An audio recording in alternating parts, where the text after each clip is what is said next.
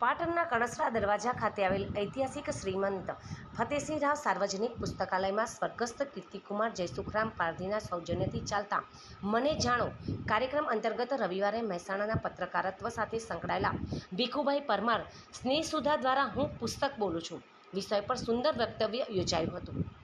પાટણમાં ઐતિહાસિક પુસ્તકો ધરાવતી લાઇબ્રેરીમાં આવી આનંદની અનુભૂતિ વ્યક્ત કરતા તેઓએ જણાવ્યું હતું કે સૌપ્રથમ પુસ્તકો ભોજપત્ર પર લખાતા હતા, અત્યારે કાગળમાંથી માંડીને મોબાઈલમાં લખાતા થઈ ગયા છે। પુસ્તક એ લેખકના આત્માની અભિવ્યક્તિ છે। પુસ્તકનો હેતુ જ્ઞાનનું સંવર્ધન કરવાનો હોવો જોઈએ। પુસ્તકમાં લેખકે અભિવ્યક્તિ શૈલી, કુતૂહલતા, વયમર્યાદા, વિષયવસ્તુ તેમજ ટાઇટલ, રસરૂચિ, ભાષા તમામનું ધ્યાન રાખી લખવું જોઈએ। તેઓએ પુસ્તકમાં ભરેલા જ્ઞાન ભંડારનો સદુપયોગ કરવા અને મોબાઈલ ઇન્ટરનેટની થતી હાનિ વિશે પણ વાત કરી હતી।